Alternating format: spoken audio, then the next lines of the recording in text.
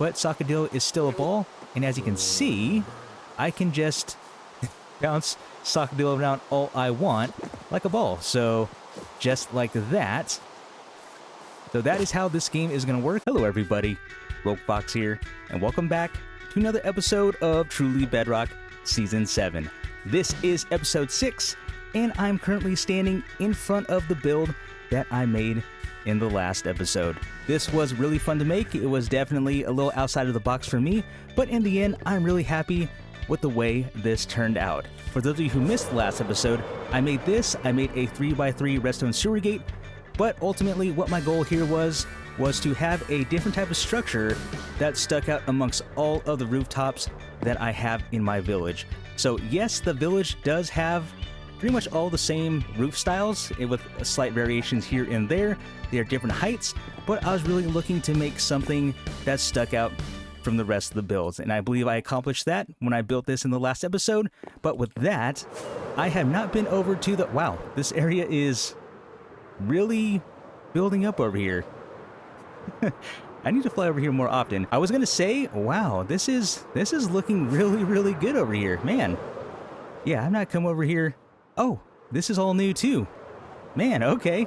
I need to check things out more often, but what I was saying was I am coming over here to see if I have made any more sales with my books. Okay. There's 21 there. Nice. 31, 36, 46. Did I do that math right? I pulled those out kind of quick. Pretty sure that's 46. Oh, yep, right there, right on the bottom of my screen. 46 diamonds. All right, sweet. What are you doing over there? I am just looking around at how much the shopping district has built up since I've been here last. It seems like every time I come over here, there's something new. What are you doing over here? I feel the same. I am trying to convince people that I'm an innocent phantom, because I don't know if you've seen these posters around the shopping district while you've been looking, but here, let me show you. Oh. Yes, that is definitely wanted poster with your face there. Do you feel like that looks like me? I can kind of see it, but I don't see the frown. It made though. me so angry. Yeah, I don't see the anger. I don't see the anger on your face here. What do they have you here for? Charges of kidnapping and Grand Theft Auto, dead or alive. What did you do? I didn't do anything. All I did was rescue a baby ghast from captivity. Okay. That doesn't sound too bad. Right? There was a baby ghast that was being raised in a cave, and that's really no place to raise a ghast. Yeah, I can see the... Are you saying like is a really confined cave? Like not a lot of space for it? That kind of thing? I'll show you. This is where they were going to keep Filoni. In this little spot right here? Yeah, it's changed some, but this is where she was saved. Okay. So... And as you can see, this is no spot for a ghast to live. No, I would say not, because, you know, ghasts are kind of big and like to fly around and be free for the most part, I would imagine. So I'm looking for people to join the Free Filoni Society, and I do have a little document here. There are quite a few words. The TLDR is that Filoni deserves to be free. Her home is the Nether, and also, I'm completely innocent. So our grand mission is to release her back into the Nether to be with her fellow ghasts. Gotcha. Well, okay. Well, that sounds like a pretty good cause. I mean, Floney definitely shouldn't be growing up inside a cage like this. Definitely not. No. So the idea is to, well, you freed her already, or free her, and then release her into the Nether, so it can be with the other guests, and Filoni can be free to do whatever Filoni wants in the Nether. Exactly. Okay, Yes. all right. Well, that sounds like a good cause. I think I can get behind that. Just append your signature to the end of the document, if you would, with the date. Okay, there we go. I went ahead and signed it. I'll give this back to you. Yay, welcome to the Free Filoni Society. All right. I'm going to have some marketing materials in the future, so I can give some to you later. All right. Sounds good. Yeah, like I said, sounds like a great cause. And then I'll wait to see what happens. I do have one more thing that I can show you. Okay. I don't know how good you are at PvP. Ooh, not that good, I will Not that admit. good. Okay. I have something for that. Welcome to the Phantom Fight Club. Oh, This is nice. where we can train to get better at PvP because freedom, it's not free. And I think that there's a war coming. Is that so? I haven't heard of anything? It's in the air, you can smell it. Oh, okay. This arena is for us to train, and once we have the people for the fight club, I want to do a tournament event where we see who is the best at PvP, and then also get a little bit better at PvP along the way. Well, that sounds like fun because, like I said, I don't think honestly I have never PvP'd before, so I would probably be terrible at it. But I imagine if this is a place to train, then I can maybe be a little decent at it. I mean, Plot has already killed me twice, and he said that he wasn't good, so. Oh, gotcha. Okay. Well, yeah, I will definitely reach out once we have everyone together for the Fight Club, but just remember one of the rules of Fight Club is we don't talk about it. Okay. I was about to say that. We don't talk about Fight Club? I don't know what you're talking about. Got it. Right, right. Well, I am so excited to have you on board. If there's any way that you can think of to help out the cause, like whether it's we don't all need to be foot soldiers in the battle, right? Okay. Maybe we need some redstone genius or some traps or some contraptions or some kind of weapon. I'm not sure. Gotcha. Well, I might be able to help with that. Give it a thought. All right. Will do. Will do. But yeah, don't tell anyone about the you know what until you receive the message. I don't know what you're talking about. Perfect. All right. Bye, Rogue. See ya. Thanks for stopping by. Thanks for showing me your place. Now, for the rest of this episode, what I would like to do is head over to the game area, and I'm aware that the game area has another portal back where I just was, but I need to come over here for some more rockets because I have all of them stashed. So I'm going to grab some rockets, and then what I'm going to do is actually see where the game area is. I haven't seen it this season just yet, so I'm not even sure if anyone has built anything over there. But what I would like to do for this episode is make the first game, at least my game, in the gaming area. Welcome to the gaming island for Truly Bedrock Season 7. I know it doesn't look like much now, it's all field, but I can assure you development will eventually consume this place and it will be filled with a ton of games. So Adequate and I have planned on making a few games ourselves, and I know other members have expressed interest in making games also, but what I need to do now is find a good spot to place my game, and it might even be the first one. Looks like there's something coming up over there. Okay, I see some sort of foundation, but I don't want to spoil anything. I was going to say I might be the first one to make a game over here, but what I'm looking for, and this is the whole area that we have to work with, so there's plenty of space, but I would like to find a 15 by 29 flat area, if possible. Something like this over here. That'd be nice. Nice little waterside game. Actually, I think that might be good.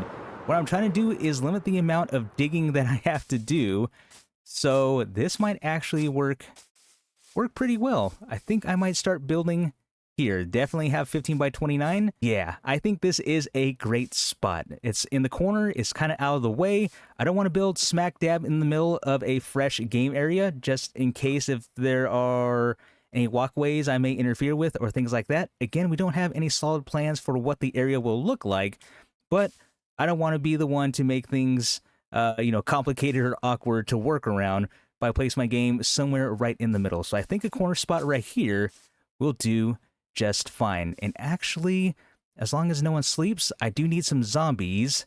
So hopefully I can snag some zombies while it's nighttime. And before I start zombie hunting, I should probably make a place to trap them in. Ooh, and zombies just spawn right there. Let me try to get them before someone decides to sleep.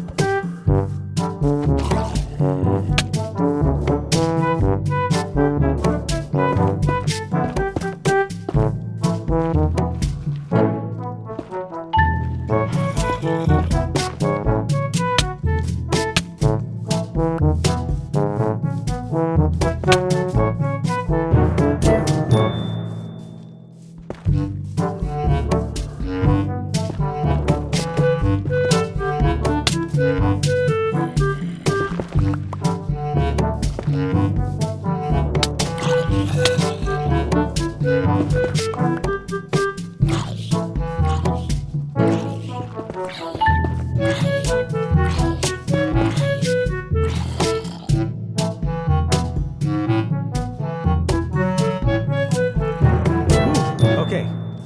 All right. I just happened to capture those zombies right when Groova logged on and slept. So there's still a burning zombie right there. Sucks for you, dude. I only needed 2. I almost died. I realized I didn't have my food equipped either. Oh, okay. That was very lucky, but also very, very stressful. And I was going to say, why are you taking so long to burn? But there it goes. And I have my 2 zombies inside. So now, hopefully I am smart enough to not let them burn. And I have tags made already. I just need 2 zombies. So let's go ahead and name them so they don't despawn. Yeah, you can go ahead and hold on to that. Thank you. There's Game Zombie. Yep, got him. Game Zombies. So they will not despawn now. Perfect. Okay. So I would say the hard part is out of the way. Sweet. So I kind of built it right in the middle of where I wanted my game to go. But hey, I got my zombies. I'll figure it out. I am so glad I was able to capture those zombies before Groova slept. So the only people on before Groova logged in were Moss. Moss is AFK, and Plod. I don't know where Plod was. Plod was the only one I was worried about sleeping. So as you saw, the zombies spawned in, and then Groova logged in, and then I really started panicking because I assumed, and I do it too when I log in if it's nighttime, that Groova was going to sleep right away. So that did happen, but thankfully I caught them in time. The hardest part, I would say, is over. Now it's just a matter of placing down the blocks I need for my game, and I guess I don't think I mentioned what the game is. So I haven't completely decided yet, even though I kind of lean towards one game already. So what I'm going to do is I have a bunch of blue ice that's going to be in a 15 by 29 area, and what I would like to do is make soccer or football, depending on where you're from, or it may even be hockey. I'm not sure. I'm thinking hockey because it's blue ice and then I don't have to place carpet down on top of it. But if I wanted to make it soccer or football, I can place down some green carpet and then it would act as grass, and then you still get the effects of the blue ice as well. So I'm not quite sure yet. I do have an armadillo back at my base that I need to go back and bring over now. So we are at negative 254, negative 2620. So I have quite a distance away to try to transport an armadillo, and I don't want to do it through the nether, but I did name the armadillo Sockadillo, so you can kind of see that I was leaning towards the soccer football side of things. But again, I'm not quite sure yet, but what I need to do is actually start laying down the blocks for the game. I just realized as I pull away from the whole starter island that we have happy gas.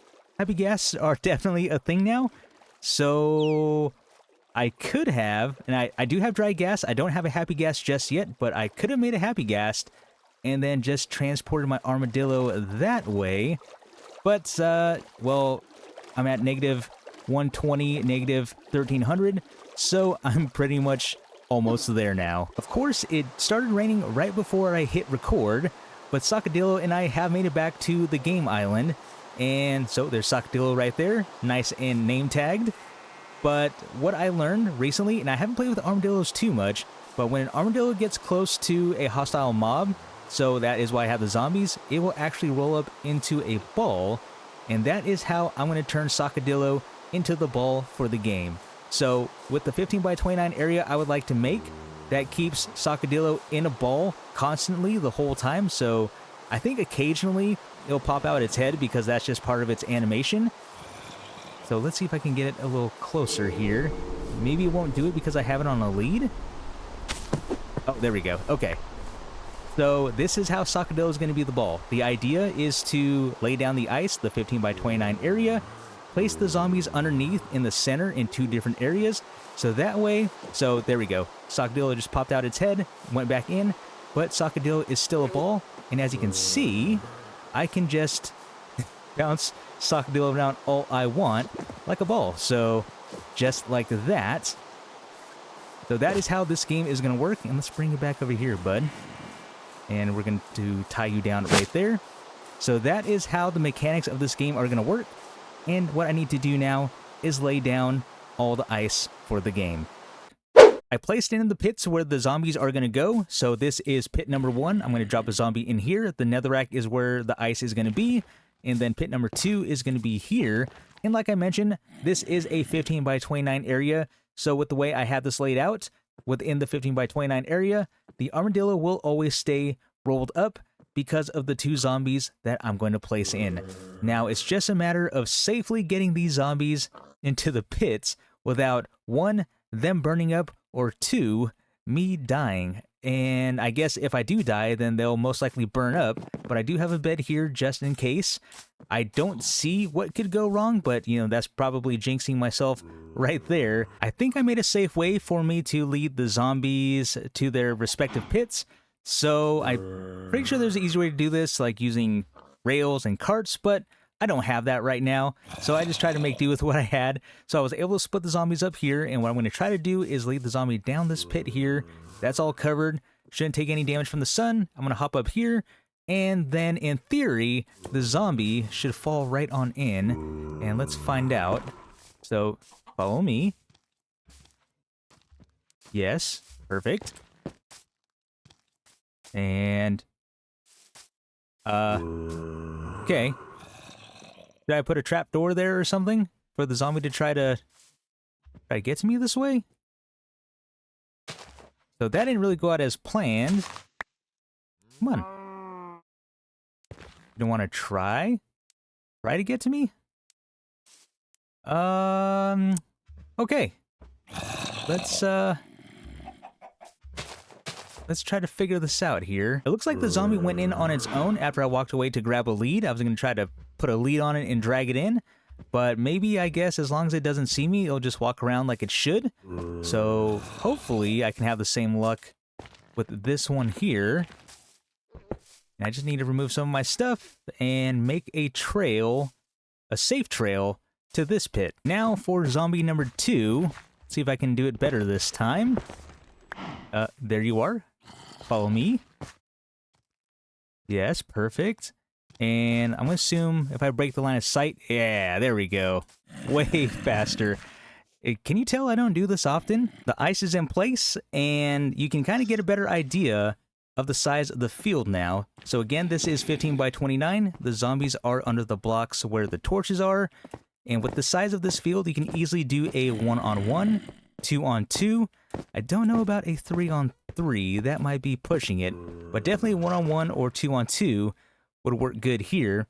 And unfortunately, I am not able to finish the field in this episode because 1, I'm out of time, and 2, I don't have the resources I need to make the walls or the goals. So I need concrete. I plan on using red and blue for the goals. So I will need red and blue concrete, which I need to find the resources for and make. And then as far as the theme goes, like I mentioned earlier, I'm torn between making this hockey, because this can easily be hockey because of the ice, or making it soccer football and just covering all of this in green carpet, because I did name the armadillo Sockadillo, and the armadillo does technically turn into a ball, so that would make the most sense. But, man, I can't decide. I can't decide what I want to do. Maybe I'll put a pole up to see what you all think. I'm not sure. So yeah, I definitely have some things to think about in between episodes, and that gives me time to gather the resources I need and also to play this game. I was planning on using snowballs, so I also need to make a snow farm and make a lot of snowballs for players to use, because I mean, I guess you could technically just push them around like this, but I feel like using snowballs allows you to make better moves. Like if you're running downfield, you chuck a snowball and then it launches the armadillo. It actually gives the armadillo a little bounce, which I guess I'll have to demonstrate in the next episode when I actually have some snowballs, so you can see how much better that would work than just pushing the armadillo around. So all that to say, lots of things to plan out, but the foundation of this game is done. And with that being said, everyone, this is going to be the end of today's episode. I really hope you all enjoyed. This has been Rogue Fox, and I will see you in the next one.